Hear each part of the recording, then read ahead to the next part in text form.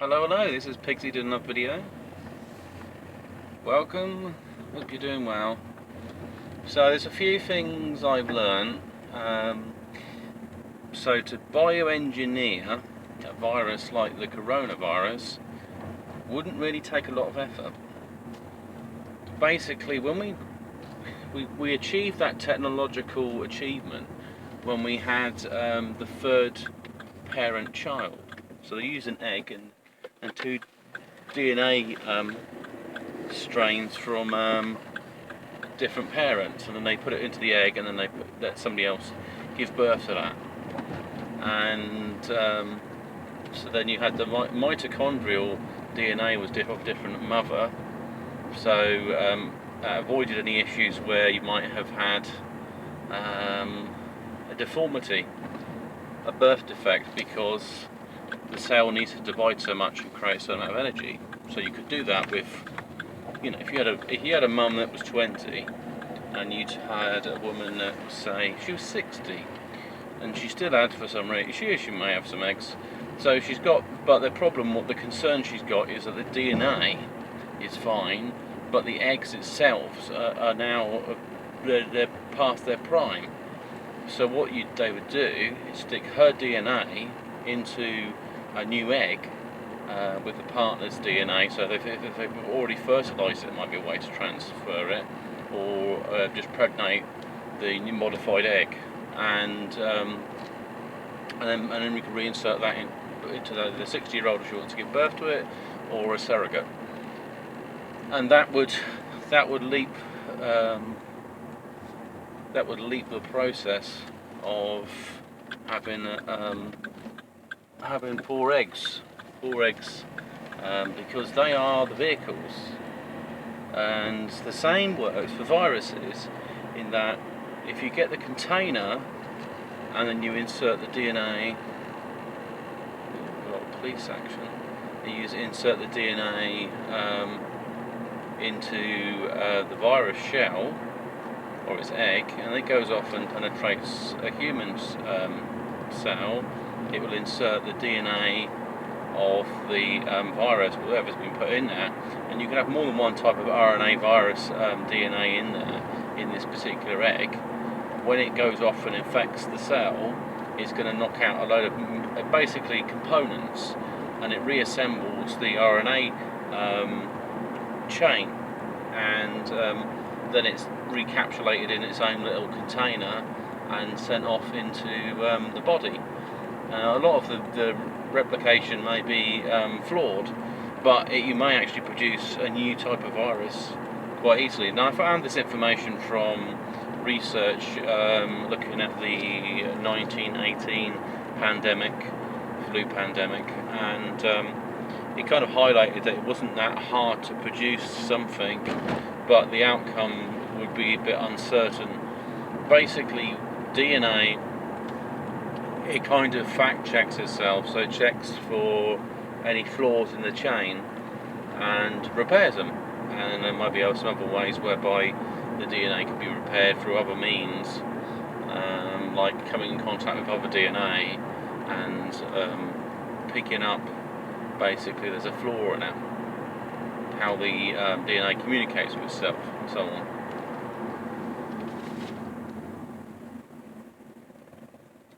But RNA doesn't have that.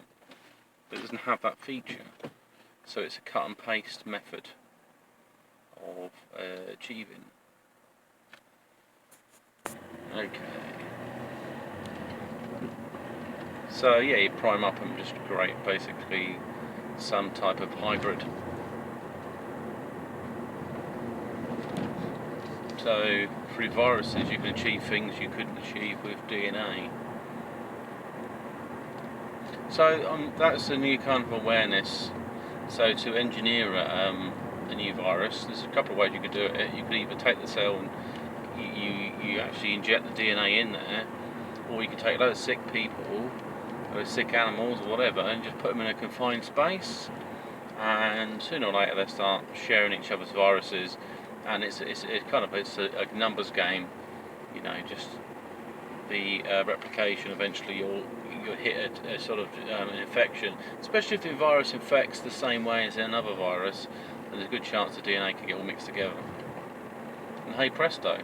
And I was saying that a lot of flus come from Asia because of the ducks and chickens. They're keeping all these animals together, and they seem to be at a higher risk of getting flus through ducks and chickens. So it's a bird way into humans. Another thing a virus does, if it uses your DNA to replicate itself, it's going to be walking around with your certain genes, and so it becomes harder to detect the more it's using a human base to regenerate itself. There are some good things. Vitamin C helps to isolate free radicals, and so it makes it easier for your body to detect viruses in the system from a mixture of things, just like free floating DNA and stuff. So that's cool. What else have I learned? That with a bandana and 2 elastic bands I can make a face mask, and it's very easy. You just make it's kind of like you fold the square into a rectangle, so you fold it so you basically cover your nose and you're probably down to your chin. You could go beyond that if you wanted to, but you don't want to cover that sort of area, so you've got this rectangle, and then you stick 1 band over the end of the rectangle and over the other end, and then you fold that ends into the middle, and so it goes through the elastic band, and then when you press it against your face, you can put the elastic bands over your ears. And it doesn't seem to cause a problem. I was thinking it just come apart, but it doesn't. It was actually quite good all day using that, taking it off, put it on, and it's comfortable, and there's a bit of cavity to breathe, which is important. I found the problem I was getting with the PPE was it was so blooming tight, it was crushing my nose, and it's just impractical. I mean, I don't want to be tortured. I'd rather, especially if if I believe I'm a sort of COVID recovery, then I don't really want all that. So there's some interesting developments. There's also some developments at work where you have a COVID force, basically strike force or whatever they are. So just like carers that go out to deal in the community with people that have got COVID, and basically less risk now. I wouldn't mind testing to see if I've got the antibody markings, and it seems to be very common that more people have been infected with a form of COVID that originally was thought of, and as a result, it's harder maybe to say it definitely came from this place, because what might have happened is maybe 2 viruses got together and made something lethal, while before it was very mild. It just went undergo a change that made it less mild. And I'm wondering with the Spanish flu, if that wasn't in relation to something that it might have got from a rat, and you may have it could have been through fleas during the trenches. They would have fed off the blood of both beings, and if they got viruses inside them, it would have been a good transmitter for the virus to get transferred into a host. The problem with the Black Plague, I think it required the fleas to be the form of transmission, basically.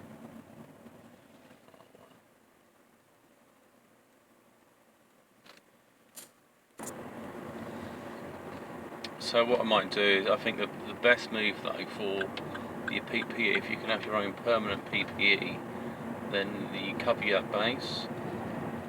I might need to get a visor, because you get people that cough and so on, you put that down. I might look up something for like riot gear, get a visor like that, then I can dual purposes if you go into a situation and someone's lobbing missiles, it's strong enough to defend your face against things. That'd be interesting. Hopefully we get past this lockdown stuff, because it gets very boring being stuck at home all the time.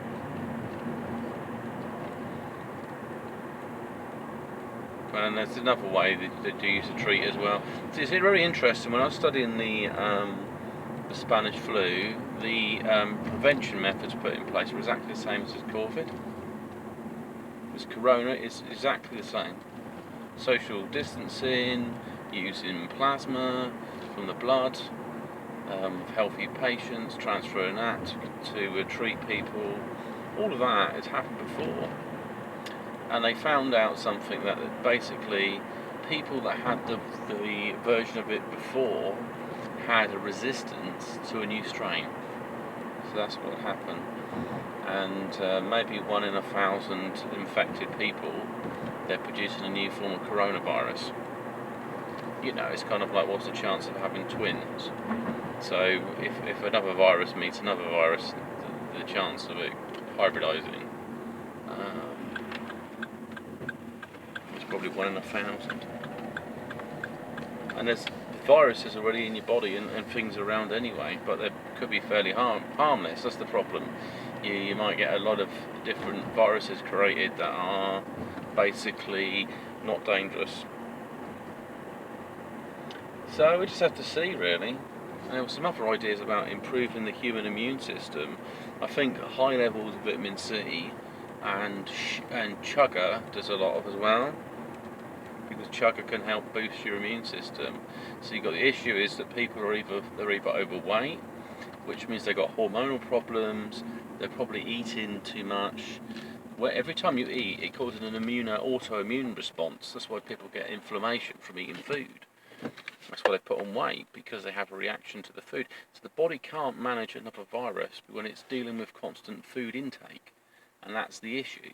The other issue you get with older people is they have a deficiency, so that maybe they can't process the food so well, or get the nutrients out, or they have a lack of appetite. And so they don't have the resources they would need to deal with infection, because you get damaged, you have immune needs, it needs to replicate itself, your body needs to have inflammation to take place, so there's going to be stress in the body.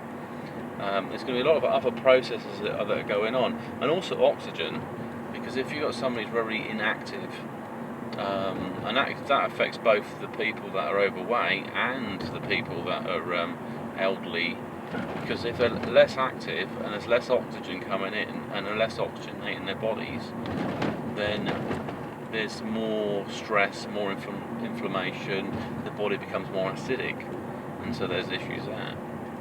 So I mean, I'm not saying I'm perfect by no means, but at least I've got a few little tools in my kit that I can fight things off with, and I've done quite well.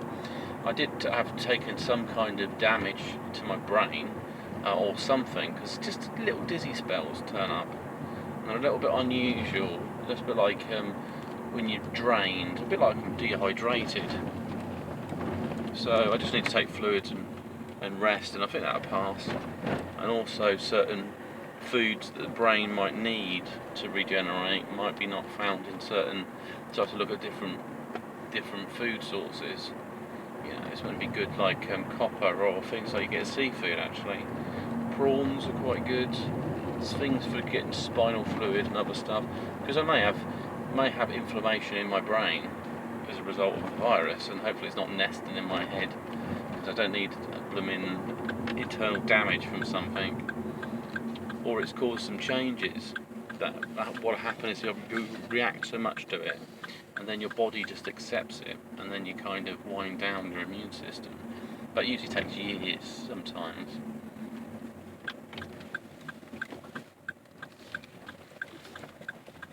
So we'll just have to see. But yeah, I think everything seems fairly positive though. And what the good thing about making your own PPE, like your masks, is that you can be designer. You don't have to be like boring, you know, everyone's wearing these plain ones, disposable ones, and you've got something you can basically take off and wash it. And what's the limit? I could produce loads. I mean, it seems silly that people are getting scared over face masks, and they're only going to be so efficient. So if you're in an environment where you constantly get affected by people that are ill, then, you know, my advice would be that you might want to spray that cloth in something that has antiviral properties to reduce risks, I guess. There we go, we can go up the side there. change that. It's very strange, this kind of road. It's got a path, big wide path, and it's got a narrow road, and so you drive up the path, but you might have people walking down it, so you have to be a bit careful.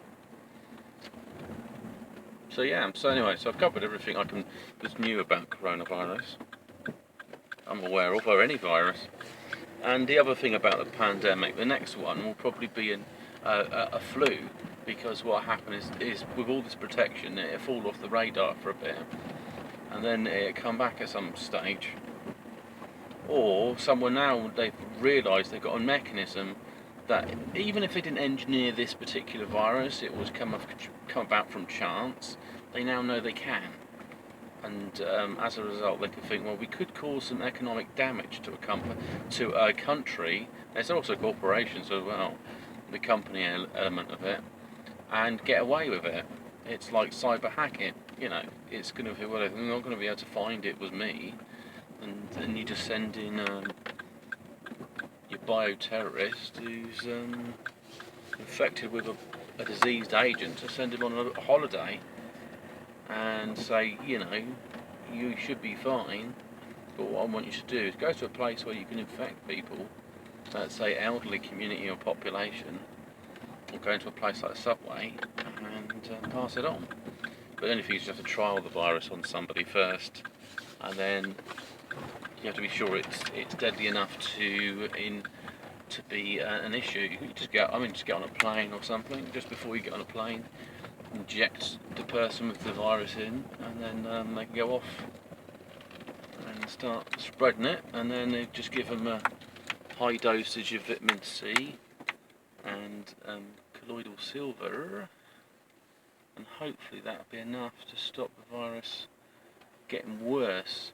But the average Joe or whoever won't have that to hand and won't actually know what they've got until it might be too late, depending on the window of infection, to damage the life cycle of the virus. Anyway, this has been sign off, and I'll speak to you soon. Bye.